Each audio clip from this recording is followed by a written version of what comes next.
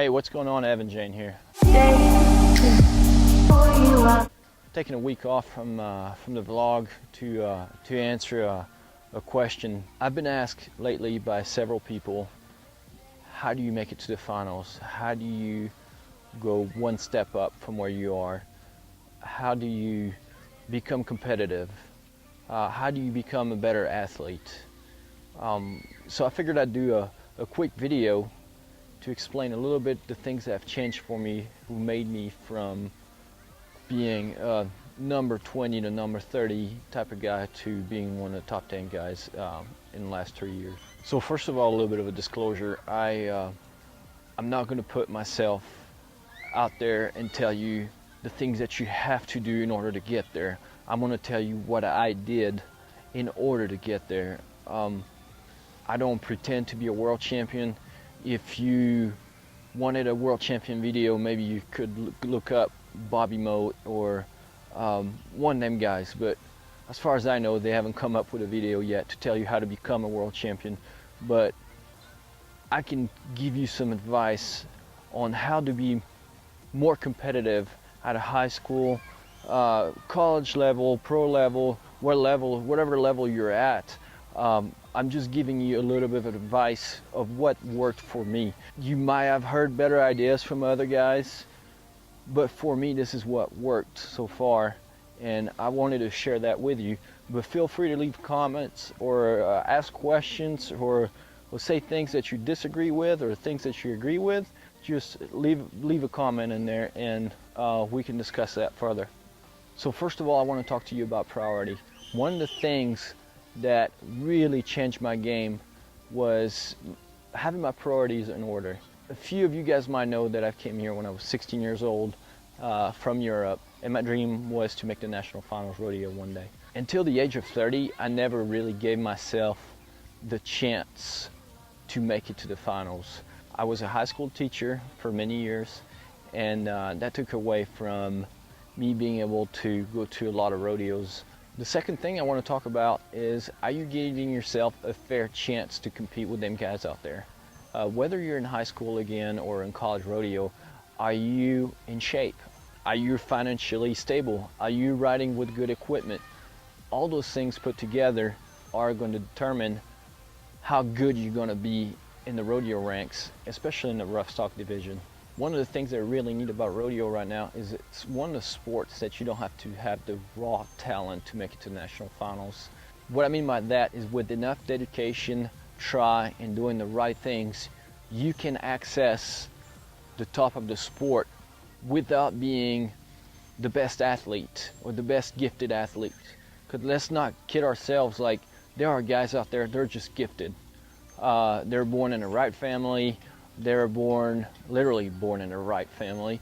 They're born in the right country. They're born in the right region. They're surrounded by the right people right away, and they just get that raw talent almost from birth. All the things that surround them give them a better chance to succeed. And some of us, like me, for example, I grew up in France, like, where there's absolutely no rodeo when I grew up. So you can give yourself the chances to make the national finals and make up for the advantages that the other guys have had. So the first aspect I want to talk about is shape. Are you physically in shape? Are you mentally in shape to take on rodeo? It's not that hard to figure out. I mean, you've got to be physically fit. This is one of the most demanding sports out there. And if you're not physically fit, if you're not taking care of your diet, if you're not exercising, if you're not recovering, you're not going to be able to be competitive with them guys out there who are already in shape, who are already working out 3-4 times a week, who are eating right. So it's up to you. Ultimately, it's up to you. Do you want to be in shape? Personally, I love CrossFit. This is one of the things that has helped me stay fit, stay in shape, is CrossFit. The second thing I want to talk about is who you surround yourself with.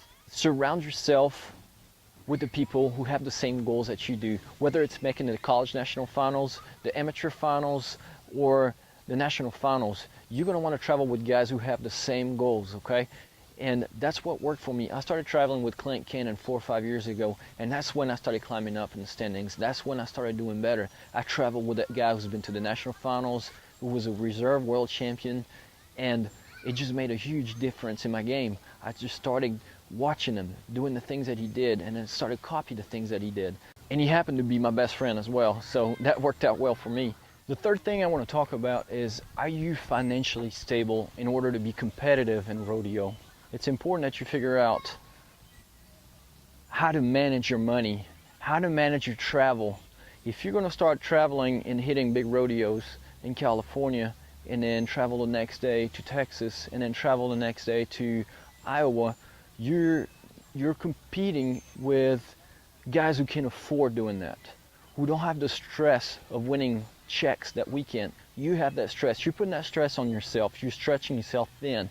So you have to gradually start and entering rodeos that we call duck off, probably. Rodeos that will get you to win a little bit of money at a time, and you just kind of snowball from there. Make sure your family understands that as well. Make sure your girlfriend, whoever is around you, understand that when you start rodeoing, money is something that's really hard to deal with, because you're going to spend a lot of money rodeoing, especially when you get started.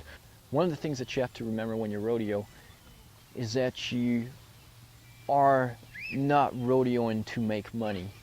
You have to rodeo because you love the sport, because you love what you do. Don't rodeo to make money, because that's the best way to end up broke. The last thing I want to talk about is return on investment. When you invest in good equipment, when you invest in yourself, when you invest in your relationships, when you invest in all that, you're going to get return from it. If you ride with an old Reagan, with an old glove that just lets you down, you're losing money at every rodeo.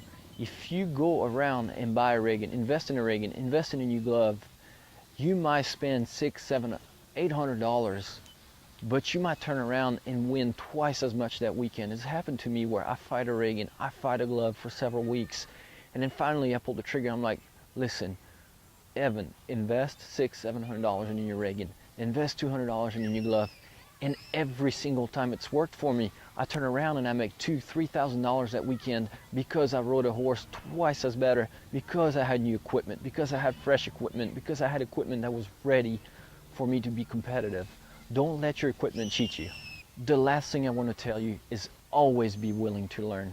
Always be willing to learn from your mistakes, but especially from other people's mistakes.